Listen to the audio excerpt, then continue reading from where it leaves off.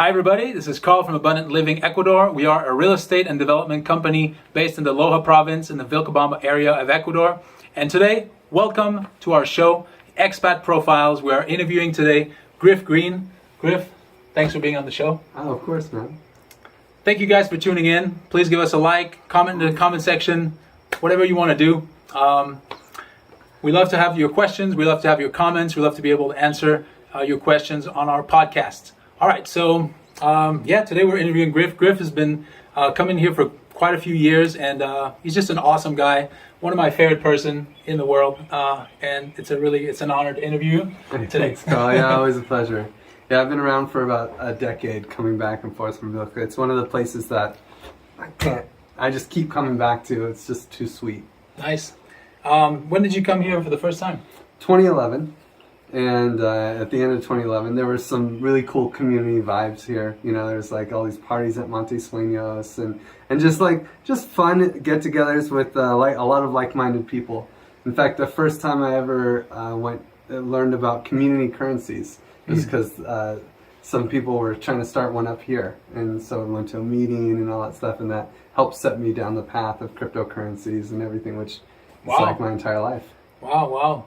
Yeah, so for you guys tuning in, Griff is an old-time crypto guy. Yeah. I guess you've been in that world for a while, so we're gonna touch on that a little bit. But I'm curious, like, how did you find out about Vilcabamba? I had a good friend. You met Joey, right? My good friend Joey was here, and he told me that it was just a great place, and I kind of just wanted to leave the States and abandon everything. I sold everything I owned, move into a van, travel around the country for a little bit. Eventually it was just like, I want to get out of the States, sold the van and came here. This is actually, I wanted to spend a couple years going from hippie town to hippie town, basically. And the first hippie town I checked out was Vilcabamba because I had a friend here.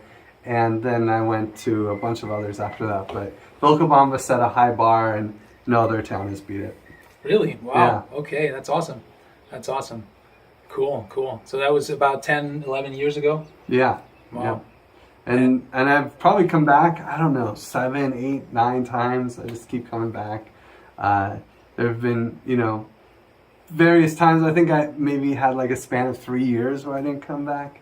But generally it was almost like every year I'd come back. Because it's just, now I have a bunch of friends here like you and all the crew. So it's just such high vibes. And, I've always known that this is the place to have kids. That's always been, I don't have kids yet, so I haven't settled here. Okay. Even though I bought some land because it was just too sweet, but I'm not ready to settle down. I've been nomadic this whole time, and I like that vibe. Nice.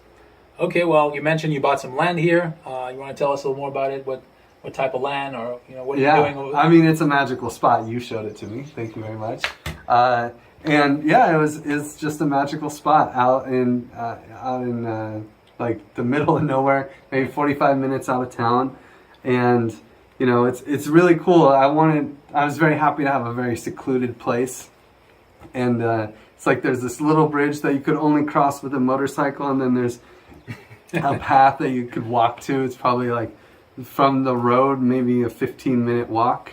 So and you have to cross this bridge to cross the river. So it's super secluded, really nice, and it has its own they call it a quebrada. It's like its own little creek, but this creek is like emerging from springs out of the mountain, because it's just like there's just this river coming out of the mountain. Right. And most of the mountainside is completely natural and reserved. You couldn't, no one can build there. It's really not valuable land per se, right? And so I bought this little piece of land that has a bunch of avocado trees and mango trees and lemongrass, and the people who were living there before really decked it out. And then it has kind of sole access to this river that's fed by springs out of the mountain. And so we built a bunch of trails so we could walk back there and see all the waterfalls and all the magical places.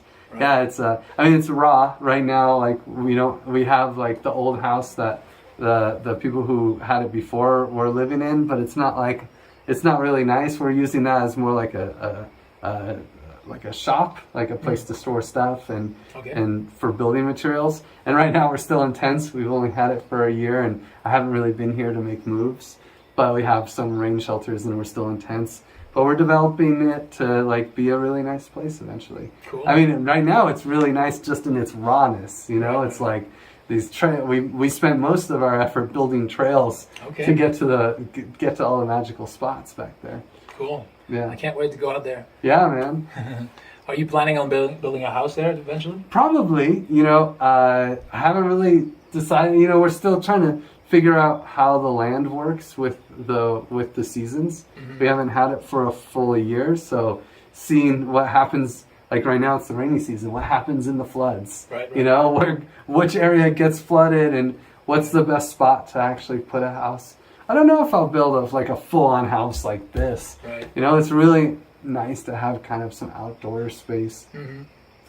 Maybe something just for screens so that there's like a really nice space for no mosquitoes. Yeah. But having most of the space be outside, because like that's what I'm here for. Yeah, I mean, Vilca's just got great weather all year round, so That's you can right. kind of just live outside. Sure, I'm sure.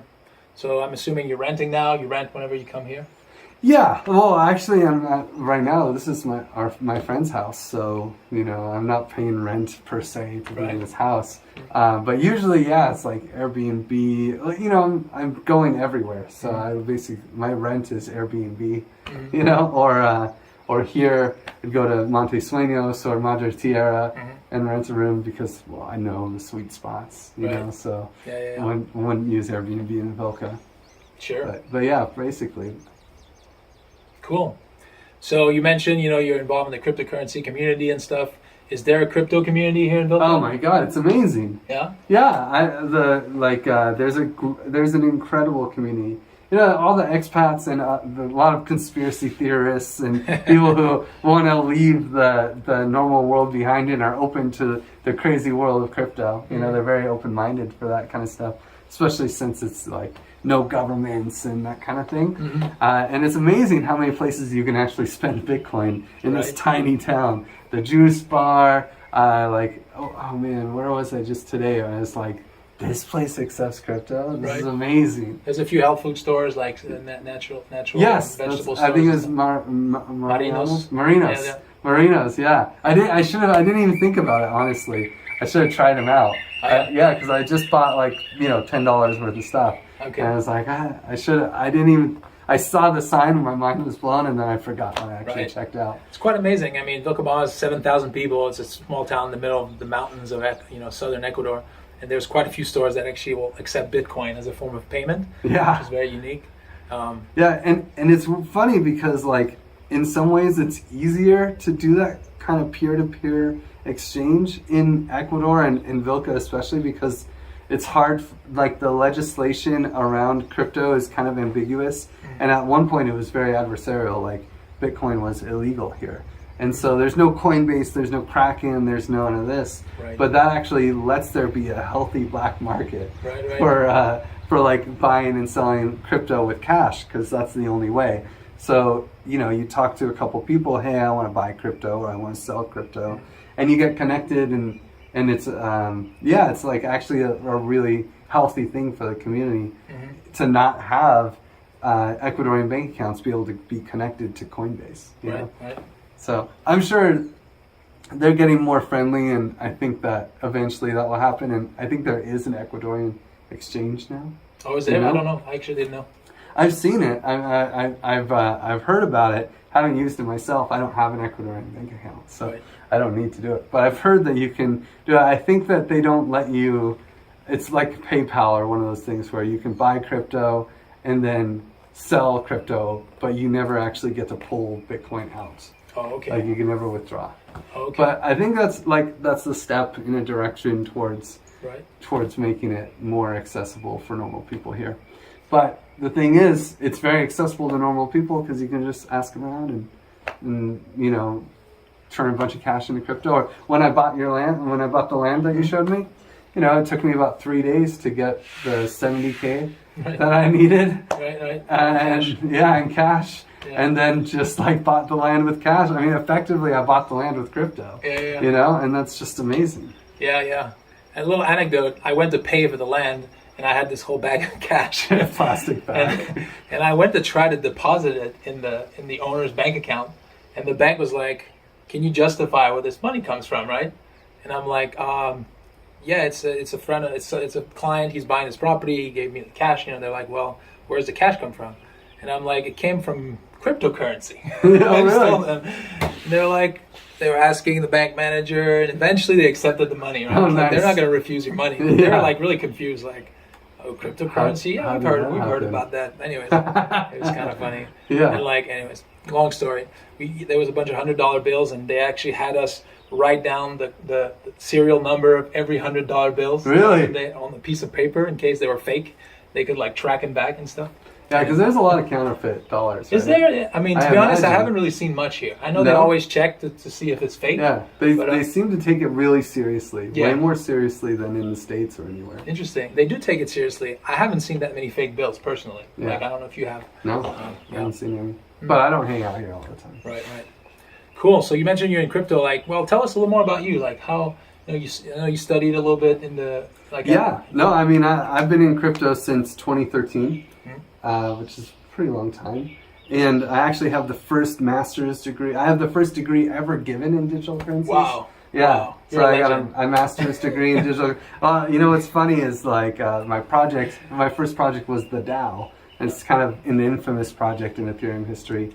And the DAO was hacked for $50 million.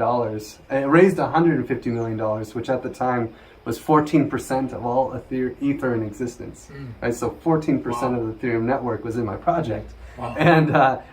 But Solidity, the programming language that is like used to make smart contracts in Ethereum, Solidity was only 8 months old. So needless to say, there was a bug in the contract, unfortunately. I'm not a developer. I have a community manager.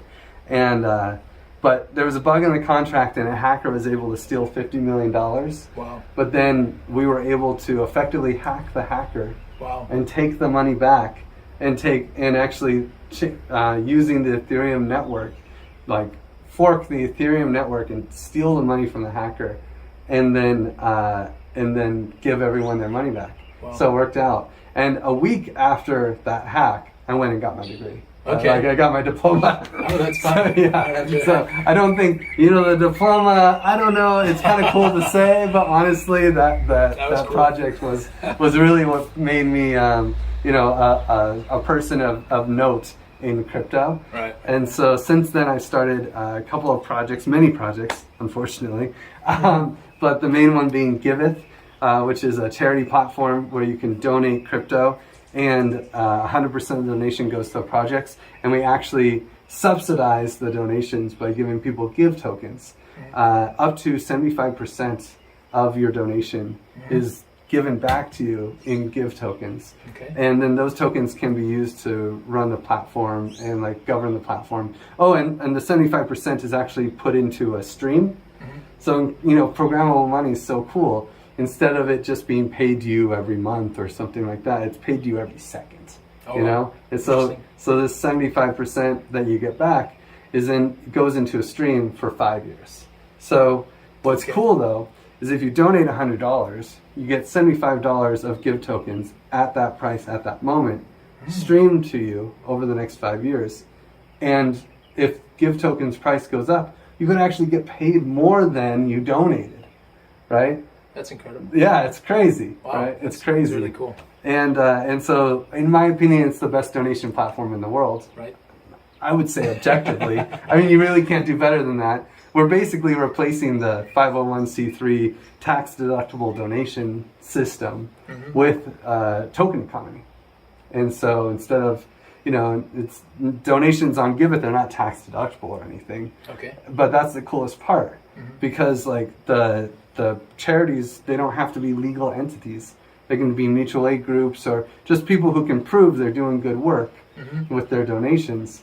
They don't have to have a legal entity. And you don't have, normally to get a tax deduction, you have to go in to be paying taxes in the jurisdiction that the nonprofit decided to jump through the hoops to get all the paperwork done. But here, you can get subsidized for your donation to just some dude in Venezuela who's making water filters, giving them to people to make clean water, you know, like, it doesn't matter. You can get your donation can be subsidized. So it's a super cool project. And the other arm of GivEth that I work on is called the Common Stack. And it's kind of the applied research side of GivEth, because the real goal is to get rid of donations. And I mean, we make it so that you can actually, like, if you're creating value as a nonprofit, you should be able to be rewarded for your value creation. Mm-hmm. And since nonprofits and government services don't have customers, they're providing value to society at large, and it's like kind of a non-excludable thing. Okay. You can't have a business model. Business models rely on being able to exclude people, right? So then you can charge like a fee to use the service or enjoy the good. And with nonprofits and government's work, it's not, the benefits are supposed to be non-excludable. They're for all of society. So you can't have a business model, but you can have an economic model. And so instead of worrying about revenues and like, you know, profit margins, you worry about supply and demand of the currency. Okay. Right? So you can issue a currency to the people who are providing the service. And then you need a way to create demand for that currency within the economy.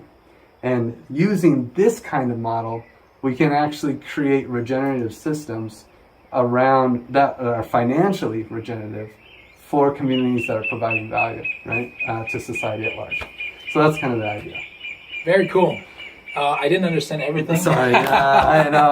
It's all good. No, but Griff, give me an example where like this could apply. For example, just like a simple example. Okay, like right. Honestly, Vilcabamba is amazing, and they have a lot of good roads, but some of the roads, could be better, right? I mean, the roads are a little bumpy. It'd be nice if we could pave them, and you know, it's something that the government should be doing, but they're not. So, but there's lots of, you know, wealth here that if they could collectively organize around creating an economy that would reward fixing the road, right? What you can do is you can kind of say, like, create a reputation token for rewarding labor and expertise, and a value token, like a token that can have volatile, like almost like shares in a company, okay, right? Mm-hmm. That can go up in value, that rewards capital injection. So you need to for a system like fixing the roads to work, you need to reward labor, expertise, and capital inputs. And by rewarding those inputs, you can also, with crypto, you can create a token that also gives you a say in when does a pothole get fixed, right? Okay. Like so you can get the road builders together, and you get the landowners together, and the people who want to improve the roads together. And you say, hey, throw money into this pot. And then when the people who put money in, they get tokens out. And then you also get all the people who actually repair roads, and you give them free tokens, right?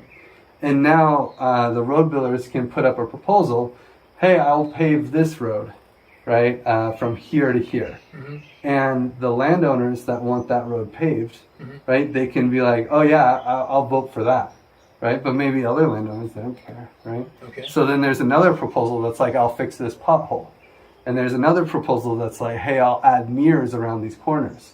And there's another proposal that's like, dude, fuck all these roads together. Let's put a zip line from mountain to mountain, and let's do some unique things. And people can actually innovate and make proposals. Right. And maybe there's a rule that only one proposal can pass every so often, right? You can build these rules. It's like a programmable system, right? So then if you want this road paved, and you want to actually have a say in that, but you have to have these tokens to vote. So you could actually invest in this road building commons, right? This economy around road building. You could invest in it and actually buy a voice. And then you could say, hey, let's pave this road. It's like, okay, now that road got paved. And then, oh yeah, let's put these mirrors up. Zip line idea, that's cool, man, but I don't think it's a good idea. Okay, so the other one doesn't pass, right? And so, but then if you want to maintain the road, you know, you still want to have these tokens. So, but at any time you could also sell. But let's say that the coordination in Vilcabamba succeeds, and all of a sudden the roads are looking great. And this thing in Loja is having an issue. So like, people start fixing the roads in Loja too. The people who bought tokens early in Vilcabamba, right? They got them for cheaper than, and if the organization starts growing and starts fixing roads in Loja, starts fixing roads in Malacatos and in Guayaquil, and the people who got in early could actually make a lot of money. Right. So it's like taking the venture capital model where you can invest in these startups, and you invest in 100 startups, and maybe only 2 of them really work out, but that when they work out, they make a lot of money, right? Taking that same model, the venture capital model, and actually applying it to public goods, applying it to providing value for society. Wow. And in building a third way besides governments and nonprofits to actually create this value. Now we're a long ways off because crypto is not very accessible. Yeah. So like right now we have a project called the Token Engineering Commons, which is like for the nerds of the nerds in the crypto scene. We can provide public goods and services in the token engineering space and make it so that we get better at providing, so that everyone has access to token engineering knowledge, right? Providing schools and things like this, but in a space where everyone has MetaMask and knows how to use crypto, right? They understand the crazy tech that we're using, like bonding curves, conviction voting, and all these interesting systems, reputation systems, and so we don't have to teach the Ecuadorian road builders how to use crypto, when we're doing the token engineering commons. But the goal is, if we can figure out how to do this stuff for the nerds of the nerds that get crypto, then we can start branching out into like people, groups that are less, technologically savvy as we get better at understanding these systems. And then eventually we could build a commons like that. Maybe it's a decade from now, but I think it's what can save this planet, man. It's awesome. Yeah. It's awesome. It's win-win-win, right? Everyone wins. That's the idea. You give and you get something back from giving, and then everyone benefits. The roads get fixed. Exactly. I mean, right now in the public goods space, it's taxes and donations, right? Sacrifice. To provide value for society, we require sacrifice either from taxpayers who don't want to pay the taxes, right? Yeah. Or from donations, which it's like, it's nice that you want to donate, but at the same time, it's not a win-win, right? You sacrifice so that society can gain. And yeah, I think that's the key point. We have to make it a win-win-win. And if we can create these win-win-win systems, then we have positive sum games that will spiral out into larger production. Very cool, very cool.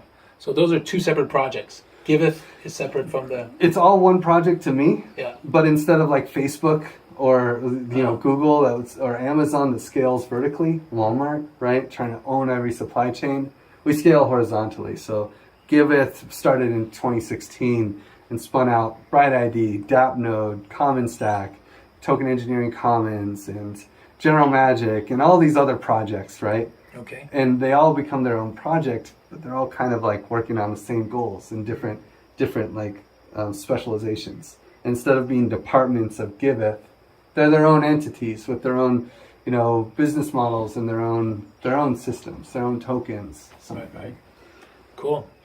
On the way here, you guys were mentioning in GivEth there are a lot of fundraisers or non-profit that are part of the GivEth network that are currently receiving donations and actually doing real life projects. Of course, that well over 1,000 projects that are verified, and because we have anyone can put up a project. We don't you can put up a project and start raising money, and we don't have any ways to really block you. Okay. So and that's really nice. But if you want that subsidy, right, where we actually offer give tokens to the donors, you have to be a verified project. Okay. So you have to put up your project on GivEth and fill out a type form. Pretty simple. And then we actually go look you up and make sure that you've done good work with your donations in the past and can prove it, and that you're active on some sort of social media so we can track you and continue to interact with you.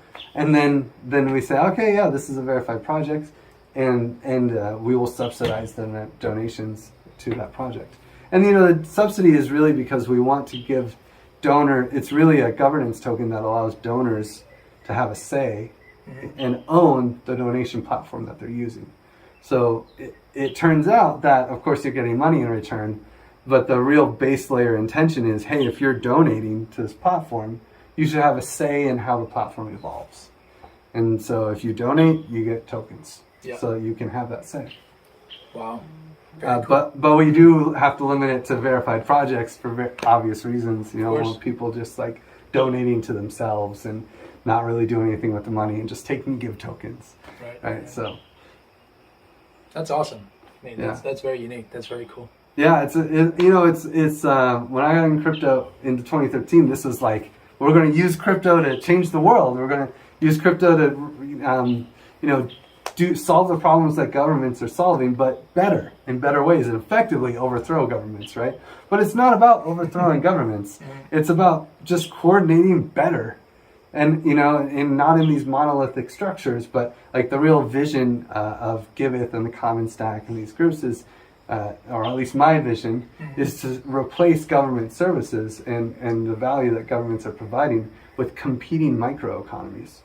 And then they can actually serve the will of the people in a better way because they can stay small.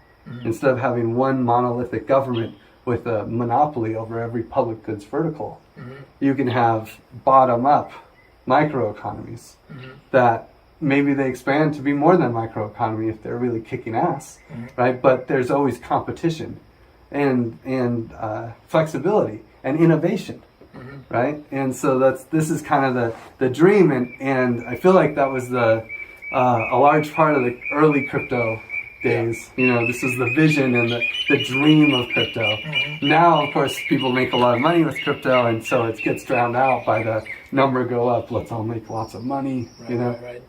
But I'm not the only one with these kinds of projects. There's so many cool projects out there that are really trying to make this vision of like we can use this technology to create a better society than what we have today.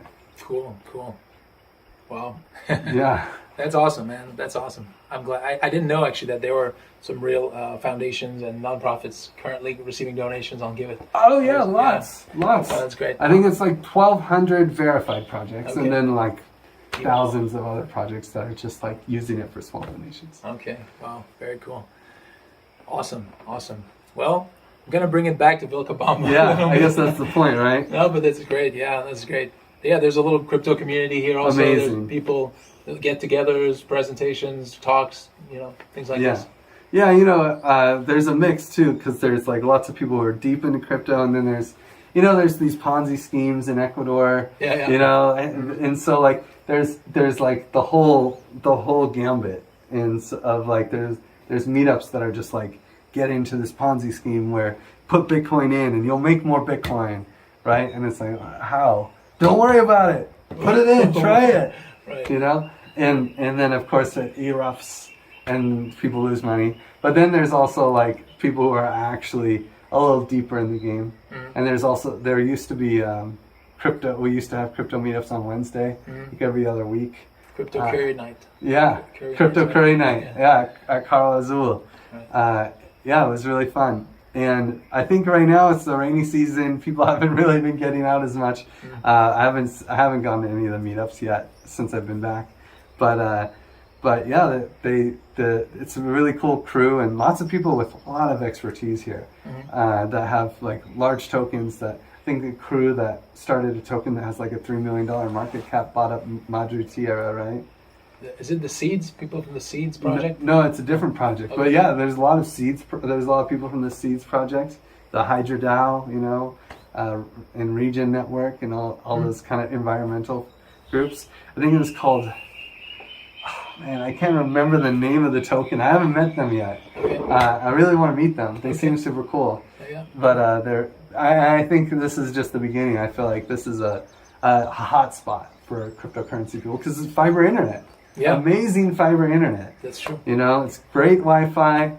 Power doesn't go out so often. There isn't like I feel like in a lot of these remote villages, places, you have so many electrical issues, but here it seems very stable. True.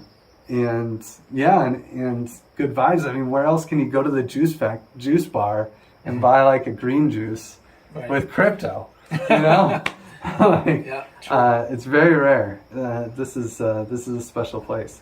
Cool. So aside from crypto, like, what else do you like to do? What do you do when you come here, or in general? I mean, the community it's got a great hippie vibes, you know, like there's ecstatic dance Tuesdays at Vilcabamba. There's contact improv on Fridays near here in San Joaquin. Cool. And there's the market, the organic market on Saturday is really great. And just meeting the characters in town. Yeah. So many geniuses. You know, I go to a lot of the hippie towns. I go to a lot of hippie towns. Like I said, I was doing tours of hippie towns. And I feel like there's like, in Vilca, there's a lot more competent, capable hippies than your average. Yeah. Like there's just, like we were talking with Rebecca, and she's like fighting against the COVID stuff, you know, in the national government, and like, you know, just like really on it and trying to bring the like local Ecuadorian culture and the gringos that come here, you know, making sure that they're aware of the like how each other can get along better and make sure that there's no issues. And it's like just talking with her for the lunch, it's just like, yes, it's so nice to meet all these hyper intelligent people that also have alternative views and want to live in like harmony with nature and live in a you know, a nice environment with access to clean food and the restaurants, man. Yeah. The restaurants here are incredible for a tiny town. Yeah. It's like that delicious Indian restaurant, the Venezuelan spot, Tatui, so delicious. UFO, United Falafel Organization, is that it? Yeah. Yeah, and Raul's Mexican restaurant, which is only open on the weekends, it's just like fire. So it's just to have, and I feel like that's part of the genius, right? So many people who are, like the French bakery. Right. I mean, come on, you can get an amazing croissant in Ecuador. You can't get a better croissant. I bet you there's a couple other places you can even get a decent croissant in Ecuador. That's funny. But in this tiny town, to have a French bakery, like a real French dude making the art, and he's been here for, what, like 8 years, 20, 10 years? No, like even longer. Longer? 20 something years, yeah. Wow. It's been here for a while. The green salt? Yeah. Like Martha's green salt? Oh. Yeah. Yeah, it's just, it's next level here on everything. Yeah. And you can find like Phil and Susanna, you know, Phil is like a genius. There's just so many smart people, you know, and you're like singing kirtan with all these hippies, and it's like then you talk afterwards and your mind is blown and you're like, wow, let's go play chess. I want to get smart, you know? And it's very rare because I go to these other hippie towns. It's like, okay, yeah, you're singing kirtan, but then you're talking with these people that are like, yeah, what do you do? I smoke weed all day. Right. You know, like there's not that much of that here. That's true. There are a lot of cool people here, a lot of talented people. Yeah. Like actually skilled, talented people that have chosen this place to establish themselves and continue with their project, their lifelong mission sometimes, right? Yeah. Yeah, and so much amazing live music and art and just song circles, you know, and a really strong community. Yeah. You know, there's events every day, morning, noon, and night. And even during COVID, because it's just like, fuck COVID here, you know? Sorry, I hope I can swear on your YouTube channel. Hey, no worries. In that context, I feel like it's okay. Because it's like, you know, especially if you're trying to like enjoy a community, COVID has been such a traumatic experience for so many people. Yeah. And it wasn't that bad here, you know? Yeah, I mean, it's a small town in the middle of, you know, Southern Ecuador. We didn't feel a lot of the things that other people felt in like larger cities and stuff. You know, out here, most people weren't really wearing masks. You know, people are too stressed, too worried about it in general. The gatherings were illegal from Ecuador, you know, but like the local police seem to be super chill about it. Right. Because they're actually, you know, they're local police. Yeah. They live here too. Yeah. And they get to talk with people. They eat at restaurants next to the same people that they're being the police of. So, you know, it has a different vibe, and because of that small town context, like things are easier. I got a little anecdote since we were talking about police. Griff bought a motorcycle from me, and one time was driving it without a helmet, and the police stopped him. And then Griff called me because I came over, and they were going to impound the motorcycle and give me a fine, and I was going to lose some points on my driver's license. And we were just like chatting with the police officer. She was a lady, and like my wife came. We were holding my baby, and we were just being really nice and friendly, and like, oh, I'm really sorry. Like, we didn't know. He didn't know. He's going back. You were saying, like, I'm going back to see my mother. It's my mom's birthday. Yeah. And then the lady, after like 10, 15 minutes, she's like, you know, you guys have been so nice. Like, you haven't complained. You've been so nice. Like, you know, I'm not going to give you a fine. I'm not taking the bike. Just go ahead and wear a helmet from now on. You know? Yeah. I think the issue was no license plate. Also, yeah. There's no license plate. The license plate fell off. It was just held with plastic. Yeah. You know? It was a temporary license plate. Yeah. But still, it kind of shows you the culture here, you know, the difference. People here, police officers, you can still, you know, reason with them. You can still talk to them. They're a little more like civilians than maybe elsewhere, where police and civilians are very, very different, you know. Yeah, exactly. Yeah, and you know, you see the police playing volleyball. Right. It's like when they're not busy, there's a volleyball court right next door, so you can go play volleyball with them. Right? Yeah, no, they can actually. And volleyball here is different, like equivolley. They have the different rules. Yeah. And there's so many little cultural like things that are very interesting. You know, and it's just like, and you don't see them until, of course, you're there playing volleyball. You're like, this net is really tall. Yeah, it's taller than usual. Yeah. Yeah. And they're using a soccer ball, of course, right? Right.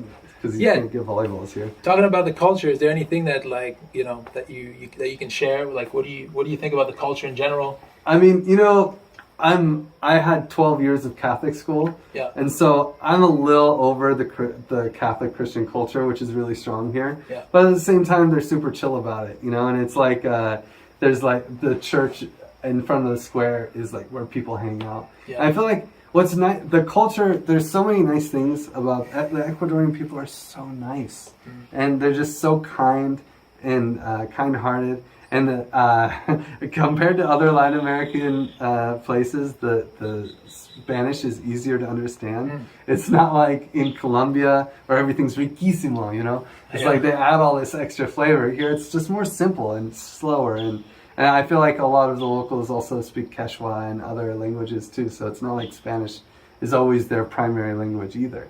So it's like, in some ways it's a lot easier to communicate with Spanish.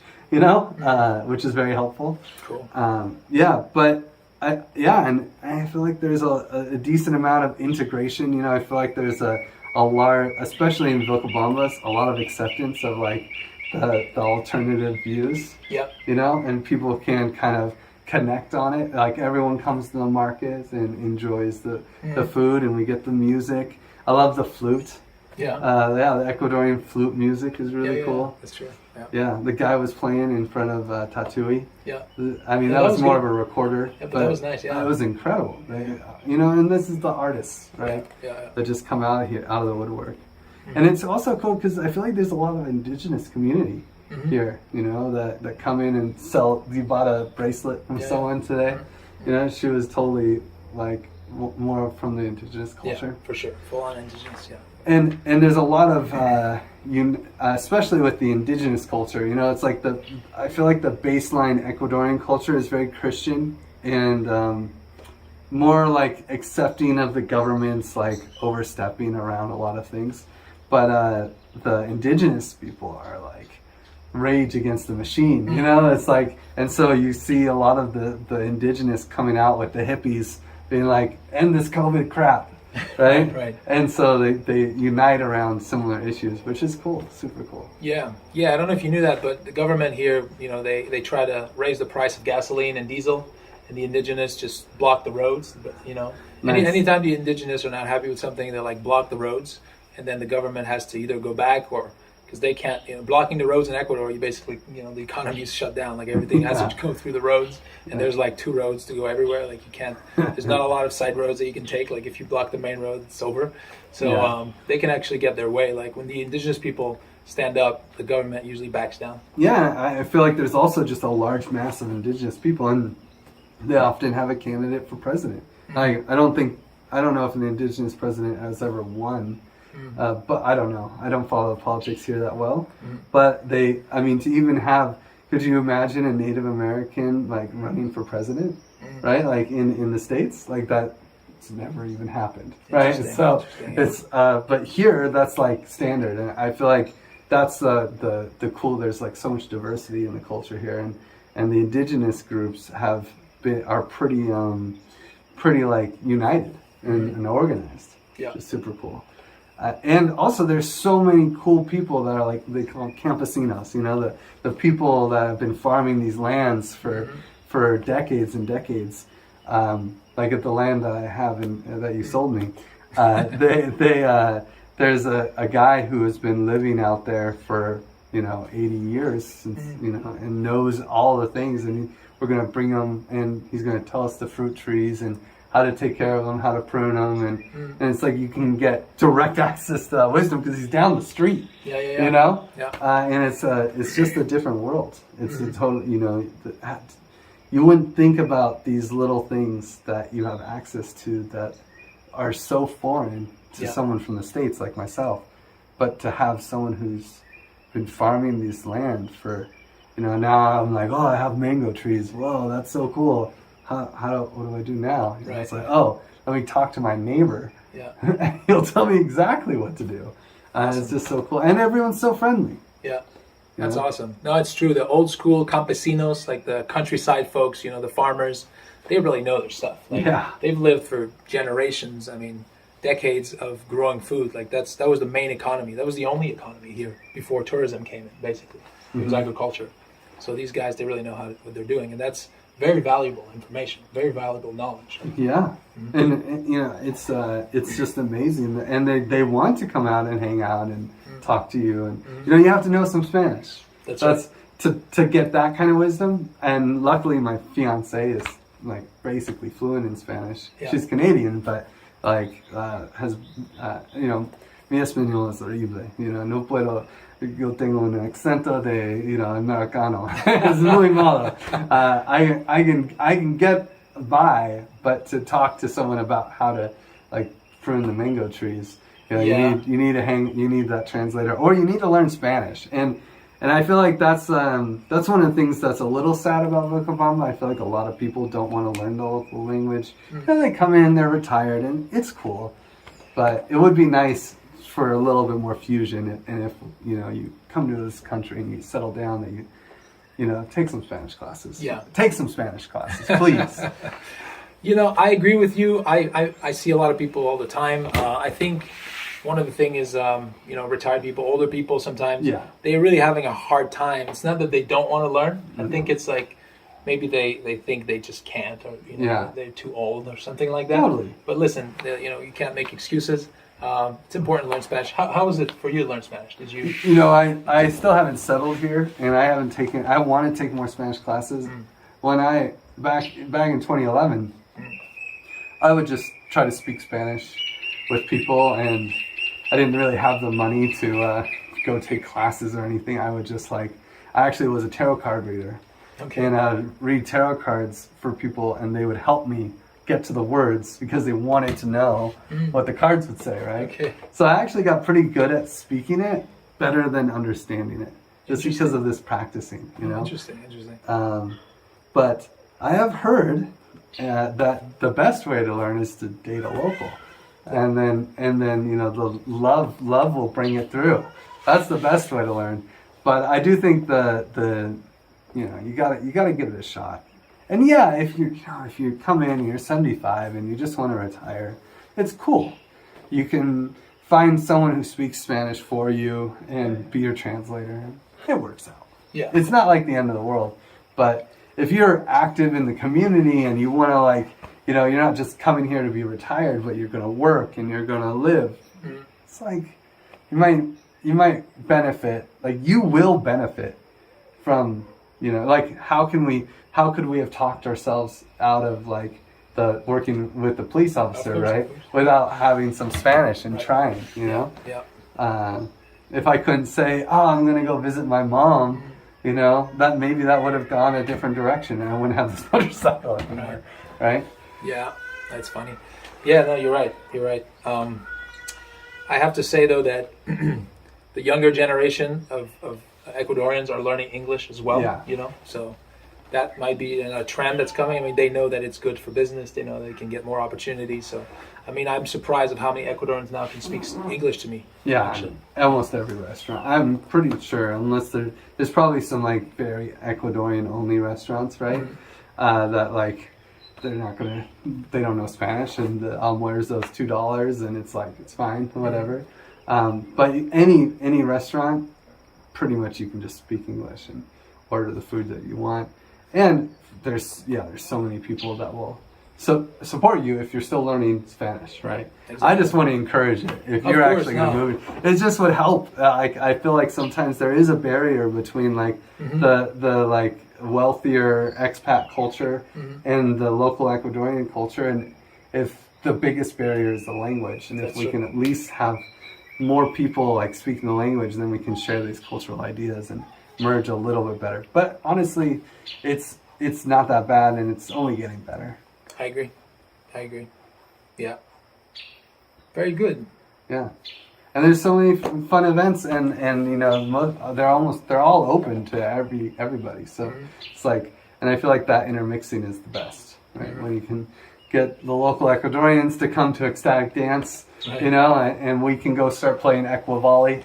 Right, yeah, you know, that's when things get real, and you can start building, and that's been happening over the last decade. So, like, there are lots of good friendships and bridges between the two, like, seemingly diverse community, and this is everywhere too. You know, the expat community always seems like a foreign community, and it feels like there's this like outsiders coming in, and there's this adversarial connection. So I'd say it's better here in Vilca than most places, but it's always something we have to work on. Yeah. I mean, I have to say Vilcabamba, I believe the first expats who came here, it might have been like 35, 40 years ago. Johnny Love Wisdom and the people out there in Churusco, right? So, you know, Vilcabambans are a little more used to expats than other communities in Ecuador, for sure. Yeah. There's been gringos here for a good amount of time now. And crazy ones. You know, crazy Johnny gringos, Love Wisdom was the guy, you know, coming in. So they're used to the crazy hippies. They're used to the alternative people. That's true. That's true. And you know, I think in a way, it's kind of rubbed off on them a little bit as well. Right? Oh yeah. Like there are a lot of local people who have adopted more alternative ways of living, and alternative ways of gardening and thinking, and you know, lifestyles, diets, and stuff like that. Like through hanging out with expats. Yeah, and more appreciation for, you know, their ancestral roots. You know, like Palo Santo, and getting into these things, because it's like, oh yeah, you know, my grandpa was into that stuff. Right. You know, and it's like, oh, cool. Yeah. Very cool. I think that's pretty good for now. Is there anything else you want to add? No, I would just say you gotta check this place out. Like, I love Vilca. I'm a Vilca maximalist, you know. So like, bullish on Vilca. I'm very bullish on Vilca, and especially for raising kids. You know, like right now I'm nomadic, and I like that vibe. I really enjoy being able to just come here for a month and then leave and come back and go to Thailand, go to the States, go to Burning Man, and all these things. But when I settle down, this is the spot, you know, and there's so many people. They have an amazing midwife like crew. What's the name of that nonprofit? It was New Life Birthing Center, but actually that's over, and there's a new one that's opening. Yeah, I think it's called Centro de Bienestar. Oh, cool. Yeah. Centro de Bienestar. Yeah, I mean, there's just a lot of midwives here and doulas, and so it's really cool and easy to have like you know, natural childbirths, and there's a hospital in town, and but of course there's the real like badass hospitals in Loja, but that's 45 minutes away, an hour away. It's not that bad.